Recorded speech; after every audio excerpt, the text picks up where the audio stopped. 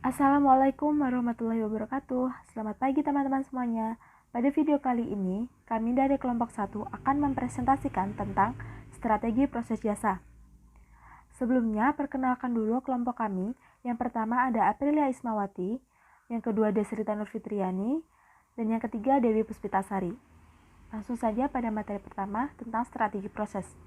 Strategi proses atau strategi transformasi adalah sebuah pendekatan organisasi untuk mengubah sumber daya menjadi barang dan jasa.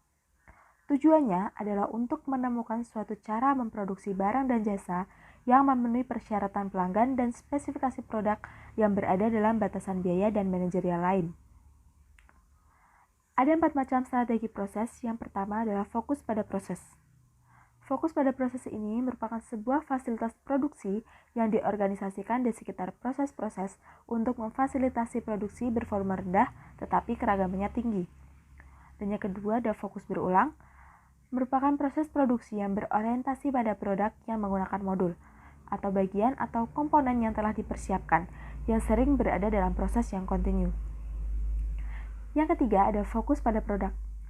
Fokus pada produk yaitu proses yang memiliki volume tinggi dan variasi rendah.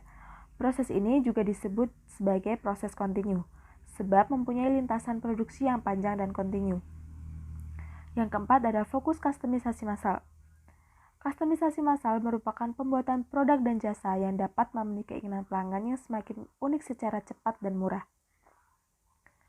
Dan selanjutnya ada strategi dan teknik untuk meningkatkan produktivitas jasa. Yang pertama ada separation. Teknik dalam separation atau pemindahan ini adalah untuk membuat struktur pelayanan sehingga konsumen mengetahui harus kemana sesuai jasa yang ditawarkan. Contohnya, nasabah di bank akan menuju loket sesuai dengan transaksinya masing-masing. Yang kedua, self-service.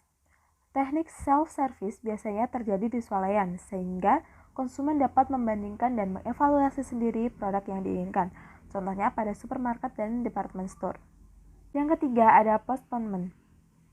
Postponement merupakan customizing di saat pengantaran dan sentuhan akhir. Contohnya saja di menu restoran dibedakan dengan saus dan menu utamanya. Yang keempat ada fokus. Fokus merupakan pembatasan penawaran, misalnya saja yang terdapat di pembatasan menu restoran. Yang keempat ada modules, merupakan pilihan jasa modul, contohnya saja seperti paket investasi dan paket makanan. Yang keenam ada automation, merupakan memisahkan jasa yang dapat diautomatisasi, contohnya ATM dan internet banking.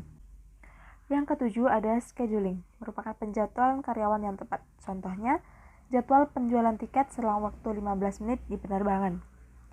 Dan terakhir ada training, merupakan menjelaskan pilihan awal, contohnya konsultasi investasi. Baik, saya akan melanjutkan presentasi tentang pengelolaan SDM jasa. Dengan melihat berbagai peran penting SDM dalam perusahaan, tentunya diharapkan manajemen tidak lagi memandang sumber daya ini harus dengan sebelah mata.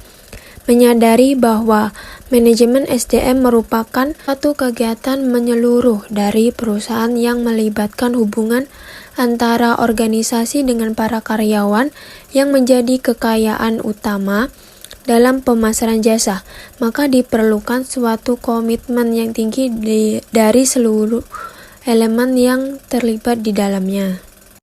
Baik, selanjutnya terdapat 2 aspek penting dalam konsep internal marketing Kotler 1997, yaitu karyawan dari setiap departemen memiliki peran sebagai internal customer dan supplier.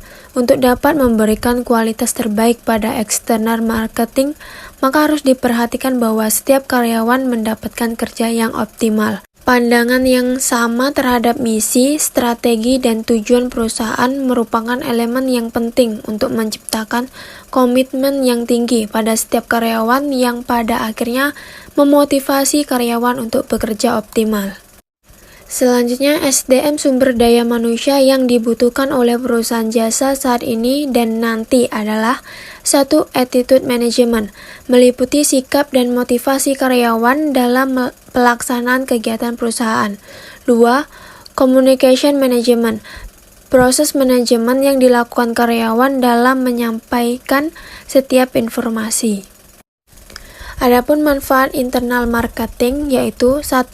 Sarana efektif untuk mengembangkan keunggulan-keunggulan kompetitif yang dimiliki perusahaan karena internal marketing memberikan suasana keterbukaan sehingga memungkinkan panggilan informasi terutama mengenai potensi SDM. Yang kedua, mengurangi adanya konflik karena terencananya setiap program dan partisipasi sangat ditekankan dalam setiap pengambilan keputusan. Yang ketiga, memfasilitasi adanya inovasi karena internal marketing merupakan proses berkelanjutan dan memotivasi karyawan untuk berpikir kreatif. Baik, yang selanjutnya adalah proses jasa untuk meningkatkan kepuasan konsumen. Di sini kepuasan konsumen merupakan sebuah evaluasi atau penilaian seorang berupa perasaan senang atau kecewa yang terjadi pada purna beli setelah membandingkan antara apa yang dirasakan dengan harapan-harapannya terhadap produk jasa yang telah digunakan. Puas atau tidaknya konsumen terhadap produk jasa yang ditawarkan perusahaan akan memberikan imbas yang dapat membuat meningkatkan perkembangan terhadap suatu bisnis. Selain itu juga, loyalitas pelanggan akan tetap tinggi dan terjaga. Selanjutnya, proses jasa yang dapat meningkatkan kepuasan konsumen saat ini adalah yang pertama adalah memberikan pelayanan maksimal berupa perhatian before dan after sales. Dengan memberikan pelayanan yang bagus, baik pelanggan baru, pelanggan lama, pelanggan besar maupun pelanggan kelas kecil, maka akan tercipta kepuasan konsumen, sehingga dengan sendirinya akan terwujud loyalitas dari konsumen. Yang kedua, buatlah produk ataupun jasa Anda melebihi harapan dari pelanggan. Pelanggan Anda mengharapkan produk atau jasa yang dibelinya dari Anda merupakan produk atau jasa terbaik baginya. Singkatnya, jika Anda berhasil membuat pelanggan merasa senang dengan kualitas dari bisnis Anda, maka pelanggan akan kembali dan menggunakan produk atau jasa Anda secara terus-menerus. Yang ketiga, menciptakan sebuah komunikasi atau hubungan yang saling menguntungkan. Komunikasi di sini adalah hal yang terpenting dalam membangun hubungan dengan pelanggan. Alih-alih hanya memberitahu pelanggan tentang bisnis Anda, mulailah melakukan percakapan dengan mereka. Cari tahu apa yang menjadi kebutuhan dari pelanggan, lalu tunjukkan pada mereka bahwa Anda memiliki solusi untuk masalah mereka. Yang keempat, tawarkan produk menarik untuk menjaga loyalitas konsumen. Yang kelima, memberikan keuntungan bagi pelanggan setia. Contohnya seperti memberikan diskon khusus, seperti hadiah atau souvenir cantik, atau juga pelayanan spesial. Dengan hal-hal spesial yang diterima oleh pelanggan, maka pelanggan akan menjadi enggan untuk berpindah pada tempat usaha yang lain. Yang keenam, menjaga kualitas produk. Kualitas produk ataupun jasa yang Anda tawarkan adalah hal yang utama sebagai cara membangun kepuasan pelanggan.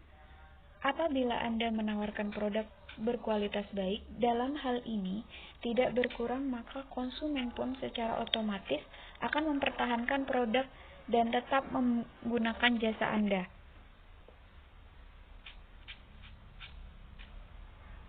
Yang ketujuh, selesaikan keluhan pelanggan segera. Mendapatkan masukan baik berupa kritik dan saran, hingga keluhan dari pelanggan merupakan hal yang wajar terjadi dalam dunia bisnis. Lalu bagaimana sebagai seorang pebisnis Anda menyikapi hal ini? Langkah pertama adalah, jika pelanggan tersebut mengutarakan keluhannya, sebaiknya Anda jangan terpancing emosi, dengarkanlah keluhan tersebut dengan baik dan seksama. Kemudian, selesaikan keluhan dari pelanggan yang diberikan kepada Anda. Yang kedelapan, memanfaatkan teknologi. Teknologi merupakan elemen penting dari industri dan bisnis saat ini. Berbagai inovasi telah dilakukan agar internet marketer lebih mudah dalam menjalankan usahanya. Teknologi memungkinkan kita meningkatkan kualitas dan nilai produk serta layanan, sehingga tercipta kepuasan dari konsumen pada suatu produk jasa.